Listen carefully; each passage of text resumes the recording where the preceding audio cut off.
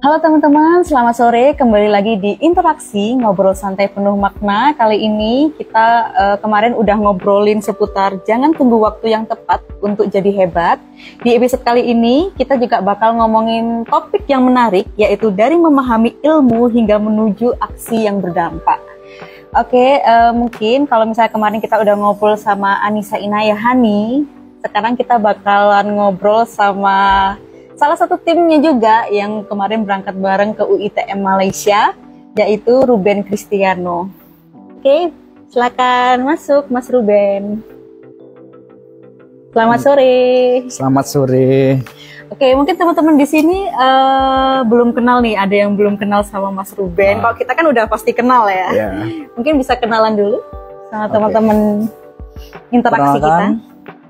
Nama saya Ruben Cristiano. Biasa teman-teman itu manggilnya Ruben.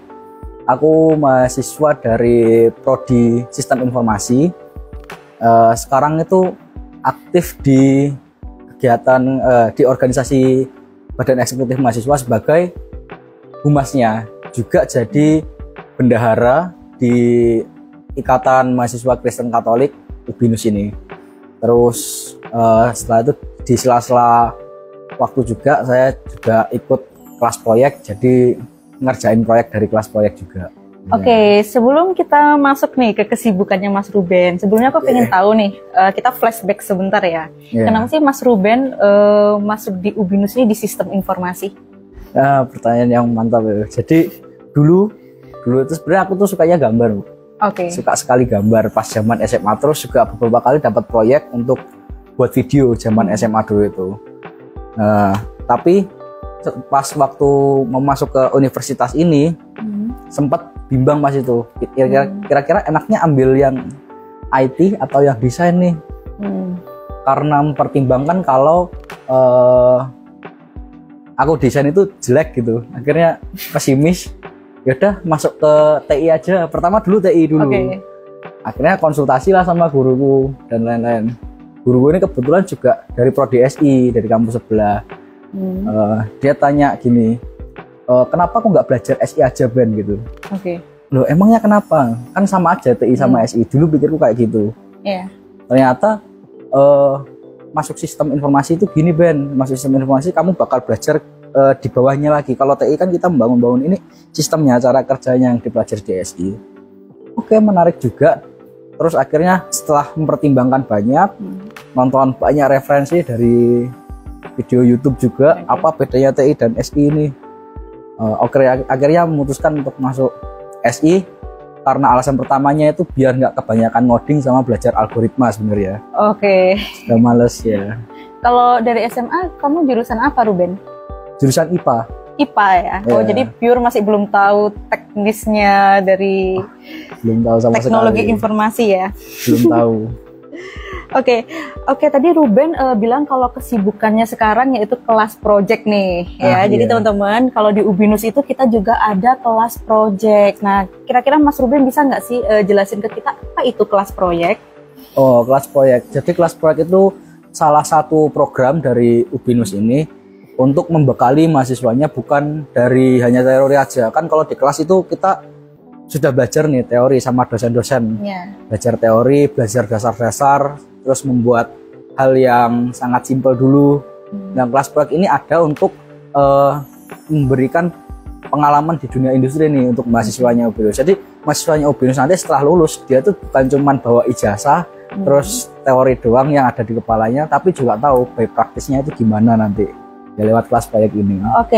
Kira-kira ada nggak sih Mas Ruben persyaratan nih, kayak misalnya adik-adik kita maba itu pengen langsung ikut kelas proyek, boleh nggak sih Mas Ruben, atau harus nunggu dulu sampai semester 3 supaya punya basic teorinya dulu sehingga bisa langsung ikut kelas proyek? Untuk persyaratan kelas proyek ini ya tentunya yang pertama itu mahasiswa aktif dari UBINUS ya. Nggak boleh dari yang lain nggak boleh ya, harus terdaftar dari dulu di UBINUS. Terus untuk minimalnya kalau tidak salah itu semester 3 baru boleh. Jadi harus tahu dulu dasarnya.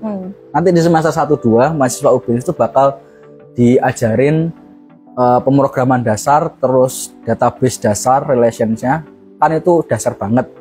Nah di kelas proyek itu nerapinnya. Jadi mulai semester 3 baru bisa. Oke, mulai semester 3. Terus keuntungannya ikut kelas proyek itu apa sih Mas Ruben? Nah, untuk keuntungannya itu lumayan banyak ya. Nah, salah satunya itu meninggikan jam terbang. Oke. Ya, di kelas kan kita udah belajar nih bikin aplikasi yang sederhana, kayak contohnya mungkin aplikasi blog, website blog, tapi yang versi sederhananya. Nah, di kelas proyek nanti kita tuh dikasih proyek yang real gitu, yang ada requirement-nya. Tentunya requirement-nya beda sama dosen. Kalau dosen itu ya yang simpel-simpel aja lah buat belajar. Kalau yang ini beda, requirement-nya lebih profesional lagi. Soalnya ada stakeholder-nya orang beneran. Itu. Oke. Kan sebelumnya nih aku pingin tahu nih, Mas Ruben itu dapat informasi seputar kelas proyek ini dari mana sih? Oke. Ya, jadi dulu tuh dikabarin kalau ada Inbis dulu ya, belum kelas proyek. Inbis itu dari temanku Arga, ketua BEM Ubinus juga. Dia nyapa kamu nih Arga, lagi live. Mungkin dada dulu ke Arga. Oh ya. Halo Arga. Bung Arga. Oke, terus? Nah, dari Arga itu dia bilang, ayo kita ikut Inbis, kayak menarik Inbis ini. Sekalian ninggiin jam terbang kita nih sebagai anak-anak IT gitu. Wah, aku juga tertarik dong. Wah, menarik nih. Jadi nggak cuma teori doang nih yang aku tahu. Aku pengen tahu rasanya gimana mengembangkan sebuah aplikasi yang kompleks, yang requirement-nya sangat lebih kompleks dari di kelas gitu. Akhirnya memutuskan, oke, aku mau ikut. Jadi semester 2 akhir kemarin itu sebenarnya sempat mau ikut seleksi. Tapi ternyata ada kesempatan buat ke UiTM Malaysia itu kemarin. Nggak jadi. Akhirnya baru bisa gabung ini kemarin awal semester 3. Setelah pulang dari Malaysia, ikut tes lagi, lolos sampai sekarang, akhirnya bergabung di kelas proyek. Berarti ada seleksi khusus ya buat masuk kelas proyek ini ya? Masih ada seleksinya dulu. Kira-kira apa sih Mas Ruben seleksi yang bakalan dihadapin sama temen-temen nih kalau misalnya dia mau daftar ke kelas proyek? Bocoran kisi-kisi ya kalau mau ikut kelas proyek. Intinya itu teman yang dari kelas proyek ini, mereka tuh cari orang yang pertama itu yang mau belajar gitu, terus komitmen, itu aja sih. Nggak apa-apa, belum terlalu jago programming nggak apa-apa. Meskipun kayak aku kemarin itu sama sekali nggak ngerti tentang yang namanya software testing, nggak ngerti ngeblank gitu, tapi ya ikut aja. Yang penting itu mau belajar, lalu komitmen juga. Berarti secara nggak langsung wawancara ya sama PUK-nya ya. Betul. Dari pimpinan unit kerja. Mas Ruben, selain kita dapat pengalaman, jam terbang, kira-kira ada tambahan uang jajan nggak sih dari kelas proyek ini? Ada. Jadi beberapa proyek itu memang dipesan oleh satu instansi khusus gitu, yang memang dia istilahnya tuh ada anggarannya, ada pendanaannya. Nah, di situ nanti ya kita yang ngerjain otomatis juga dapat uang jajan. Gitu. Ya, itu sih yang menarik ya. Jadi teman-teman kalau misalnya pengen nambah jam terbang, juga pengen nambah uang jajan, kalian bisa nih buruan daftar ke kelas proyek yang ada di Ubinus. Kalau Mas Ruben sendiri udah pernah handle proyek apa aja nih selama ini? Untuk sekarang ini ada 2 proyek yang handle. Yang pertama itu sistem konsultasi untuk psikologi, ya berkaitan dengan mental health dan lain-lain. Yang satunya ini sistem untuk memanajemen training karyawan. Itu. Berarti ada 2 project ya? 2 project. Kira-kira dari 2 project itu yang mana yang menurut Mas Ruben ini paling sulit, yang paling menantang nih dalam proses pembuatannya? Yang paling menantang, mungkin yang itu, yang sistem untuk memanajemen training karyawan. Itu kalau boleh tahu mitra industrinya siapa ya Mas Ruben? Nah, kalau mitra industrinya sih kurang tahu, soalnya yang ketemu langsung itu PM-nya Pak Bagus ya. Kalau boleh tahu itu apa sih tantangannya yang di proyek Mas Ruben ini? Nah, tantangannya karena di proyek itu harusnya kan karena pakai framework Laravel, mungkin teman-teman yang familiar dengan pemrograman bahasa PHP, familiar dengan Laravel kan, di situ ada namanya migration kan. Nah, di proyek yang ini mereka nggak pakai migration. Mereka pakainya itu raw query. Nah, itu baru buat saya di framework ini. Lalu ada beberapa requirement itu yang diimplementasikan ke dalam kode, itu akhirnya bikin saya kadang agak bingung buat menganalisis kodenya gitu. Gimana sih misalnya dalam pembuatan proyeknya ini di tengah-tengah jalan pasti Mas Ruben mengalami kesulitan ya, yang pastinya nggak bisa mundur dong karena ini sudah seperti komitmen dengan mitra gitu. Gimana sih caranya Mas Ruben buat solve masalah ini, kayak dari masalah-masalah yang muncul nih di tengah-tengah pembuatan proyek, kayak ada sebuah program yang belum aku kuasain dan lain sebagainya. Jadi kemarin itu ini cerita masalahnya dulu ya. Kemarin waktu ngerjain testing, karena awal-awal itu aku belum bisa sama sekali, masih ngeblank, dan itu akhirnya testingnya nyoba-nyoba pakai yang black box method atau validation testing kalau secara teori. Tapi aku rasanya kayak kurang puas gitu di situ, kurang puas karena ini mungkin di dalam fungsinya masih ada yang kurang nih. Akhirnya beralih ke unit testing. Di unit testing ini pertamanya dapat mata kuliahnya dulu di penjaminan mutu perangkat lunak, jadi udah tahu sedikit lah. Karena nonton tutorial YouTube sebentar, walaupun nggak paham, coba tak implementasikan di proyek. Akhirnya satu saat nggak sengaja itu aku ngapus database-nya proyeknya. Lumayan ya. Panik. Lumayan bikin panik terus. Terus akhirnya untungnya senior developernya tuh punya backupan, jadi langsung di backup aman. Di situ akhirnya ya mau nggak mau baca dokumentasi, 1 minggu baca dokumentasi itu di webnya karena masih baru. Akhirnya merubah lagi di YouTube, cari tutorial gimana caranya baca dokumentasi biar mudah dipahami ini. Baca dokumentasi kurang lebih 1 minggu, akhirnya ya alhamdulillah paham. Berarti dari proyek kemarin ini ada beberapa pelajaran yang harus Ruben ambil kan? Apa aja itu, Ben? Mungkin perlu lebih teliti lagi sama itu.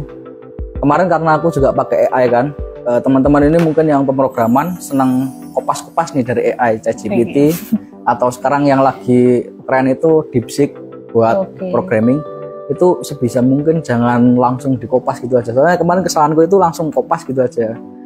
Nah, di kopas itu ada satu trait yang namanya refresh database. Nah, trait refresh database ini ternyata setelah aku selidiki itu menjalankan fungsi PHP artisan migrate fresh, itu ngapus database terus pindahin ke yang ada di migrasi, folder migrasi.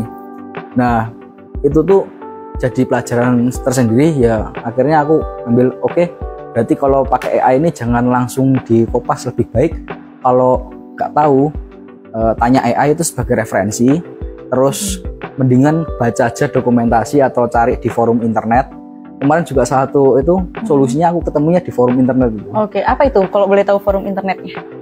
Kalau tidak salah Medium. Kalau yang Stack Overflow kemarin sempat ketemu, cuma dia postingannya udah lama 7 tahun, jadi udah nggak relevan. Mending tanya aja ke forum gitu, atau mungkin tanya teman gitu. Itu secara teknis ya, Ben ya. Kalau yang secara koordinasi bersama tim nih, ada nggak poin yang bisa Ruben pelajarin dari problem-problem yang ada di kelas proyek? Kemarin itu karena kemarin ada problem seperti itu, ya akhirnya aku setiap mau melakukan testing itu, aku bilang dulu, aku mau ngetesting dulu ini. Terus untuk aplikasinya sendiri ada yang tak modifikasi sedikit sehingga nanti nggak langsung ngefek ke database yang online, ngefek dulu ke database lokal dulu. Kalau berefek baru nanti diubah lagi kodenya mungkin supaya nggak ngubah strukturnya itu. Intinya laporan terus lah akhirnya. Akhirnya harus lapor rutin ya. Lapor rutin. Dari kelas proyek ini apa sih yang menurut Ruben yang membedakan kelas proyek sama kelas biasa yang Ruben jalanin? Kalau di kelas teori itu dosen itu ngasih teorinya itu cuman basic dasar, kayak contohnya kemarin Pak Sugeng itu beliaunya menjelaskan sedikit tentang middleware ya, untuk yang simple-simple aja gitu, middleware untuk admin sama user gitu, lebih simple. Nah, sedangkan di kelas proyek ini aplikasi yang dibangun itu lebih kompleks. Jadi beda, algoritmanya juga beda yang dipakai gitu. Oke, kalau Ruben sendiri, kamu tuh tipikal yang fast learner nggak sih?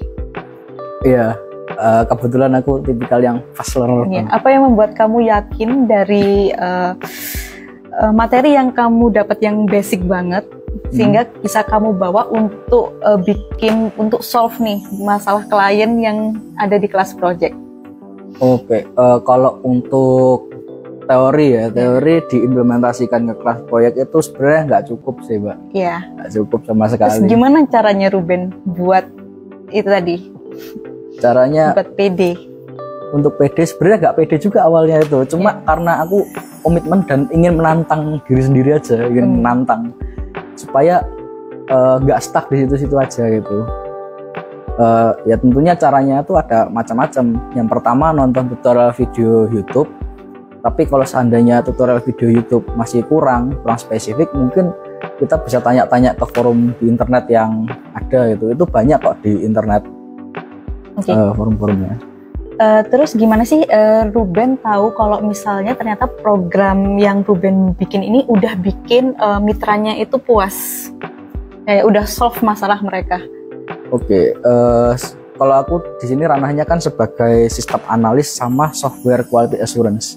Jadi gimana indikatornya supaya mengetahui kalau ini stakeholdernya sudah puas itu ya dari hasil pengujian yang aku lakukan gitu.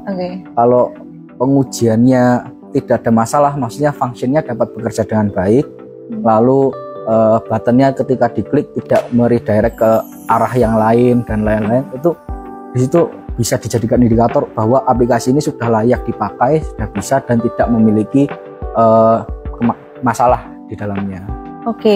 Mungkin Ruben sama tim kasih batas nggak sih kayak berapa kali proses revisi yang bisa diminta sama stakeholdernya nih? Kalau misalnya ada kayak aplikasi yang nggak sesuai dengan keinginan mereka. Ya, kalau ada komplain itu, wah itu juga kurang tahu kalau aku. Itu soalnya urusan dari project manager ya Pak Bagus. Aku cuma nulis testing terus melaporkan kalau ada bug di dalam aplikasinya.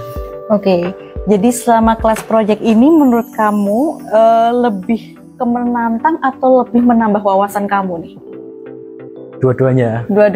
Ya, kalau suruh pilih salah satu nih? Kalau suruh pilih salah satu lebih ke mungkin menantangnya. Menantangnya. Kira-kira rencananya Ruben mau berapa lama nih ikut kelas project? Ada batas waktu nggak sih? Atau memang hanya 1 semester? Sebenarnya nggak ada batas waktu. Nggak ada batas waktu ya? Ada batas waktu. Mungkin bisa sampai akhir? Bisa banget. Terus kira-kira menurut Ruben nih, seberapa besar kelas project ini membantu kesiapan Ruben nanti buat masuk ke dunia kerja? Kalau menurut aku pribadi ini bakal membantu banget ini. Kalau di rating 1-10 ini 9 lah. 9. Yang satunya ini mungkin karena atasan kita tuh tahu kalau kita tuh masih pada belajar. Jadi kalau ada kesalahan dia nggak terlalu marah. Kan kalau di dunia kerja kita belum tentu kayak gitu. Nah, walaupun kita masih belajar atau nggak bisa nanti pasti dikatain gitu lah. Nah yang 9-nya ini kurang lebih untuk atmosfer terus lingkungannya itu mirip sama dunia kerja. Sudah mirip, dan aplikasi yang dikerjakan juga gitu. Ruben kemarin juga ada pengalaman internasional ya kan? Terus aku lihat kayaknya Ruben juga banyak relasi nih sama teman-teman di sana. Kira-kira untuk kedepannya Ruben tertarik buat bekerja di Indonesia atau di luar negeri? Kalau lebih tertarik untuk kerja di luar negeri ya. Karena banyak alasan, tahu sendiri. Banyak alasan. Apa itu kalau boleh tahu nih alasannya? Salah satu aja yang bikin Ruben tertarik itu apa? Salah satunya mungkin dari segi infrastrukturnya. Lebih, kalau di sana tuh kayak lebih terawat aja infrastrukturnya, berbeda. Dan masyarakatnya juga bisa merawat itu. Kalau di Indonesia kan berapa kali itu aku baca berita kemarin itu di Jakarta sudah pernah ada yang naruh air keran yang bisa langsung diminum itu. Nah, tapi sama masyarakat kita sendiri itu kayak kurang dirawat gitu, ditaruh sampah, ditaruh apa gitu. Akhirnya itu berbeda sekali sama yang aku alamin pas kemarin ke Malaysia itu. Masyarakatnya juga sama-sama ngejaga fasilitas umum itu. Mereka tahu kalau itu fasilitas umum buat bersama ya, dijaga gitu bersama-sama. Oke, gimana sih Ben caranya pas kamu berangkat nih exchange ke UITM Malaysia sampai akhirnya kamu dapat beberapa kesempatan buat tawaran proyek bareng mereka? Ya. Oke. Gimana sih tipsnya kamu cari relasi di sana? Tipsnya cari relasi, kebetulan kalau kemarin tuh ketemu sama temanku itu nggak sengaja pas ke toilet. Nggak sengaja ke toilet ketemu, mereka tanya ini, kamu orang mana?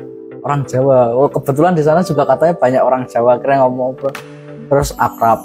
Yang satunya lagi karena kalau di UBINIS ini jujur nih yang semester 1-2 ini aku belajar banyak banget tentang pemrograman. Akhirnya pas semester 3-nya di sana ngerjain proyek itu aku kelihatan paling jago.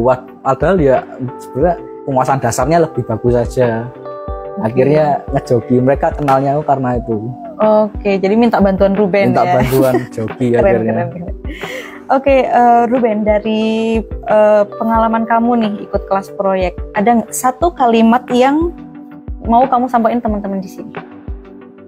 Satu kalimat, worth it banget kalau bisa didefinisikan worth it banget. Oke, worth it dari segi apa dan kenapa teman-teman harus ikut kelas proyek? Worth it dari segi itu tadi menambah jam terbang kita. Soalnya kalau pas kita ngelamar ke perusahaan ini, biasanya mereka bakal nyantumin minimal pengalamannya berapa tahun nih, atau mungkin familiar dengan tools tertentu. Itu kesempatan kalian di kelas proyek ini buat mengakrabkan diri dengan tools-tools itu nanti, menambah jam terbang kalian. Makanya itu worth it banget. Mulai semester 3 wajib gabung lah. Semester 3 ya? Iya. Menurut Ruben, penting nggak buat mahasiswa itu nggak cuman tahu teori aja, tapi juga bisa praktek langsung? Penting banget. Karena gini, di teori itu kita tuh nantinya setelah lulus ini di luar dituntut untuk berpikir secara praktikal, bukan berpikir secara teoristis. Itu makanya itu praktek juga. Teori penting, tapi praktek jauh lebih penting kalau menurutku. Teori itu seperti mendukung apa yang kita lakukan. Itu aja. Oke.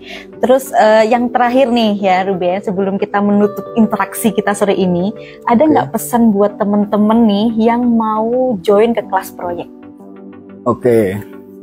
Pesannya ya kalian harus berani menantang diri kalian, keluar dari zona nyaman. Karena inti dari kita ikut kelas proyek itu menantang diri kita sendiri, nge-challenge supaya kita tuh nggak melulu berada di zona nyaman.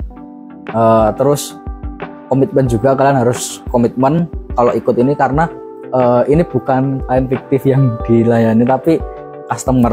Jadi kita membangun sebuah aplikasi juga untuk kepuasan customer gitu. Itu komitmen sama berani nge-challenge diri sendiri. Oke, terima kasih Mas Ruben buat waktunya untuk sore hari ini. Jadi buat teman-teman sekalian, kalau misalnya pengen dan tertarik buat join kelas proyek, langsung aja daftar di UBINUS Malang. Kita masih ada promo potongan uang pangkal sampai 30% di bulan Juli ini. Langsung aja kunjungin websitenya dan jangan lupa follow sosial media UBINUS Malang. Oke, selamat sore, sampai jumpa di episode interaksi selanjutnya. See you!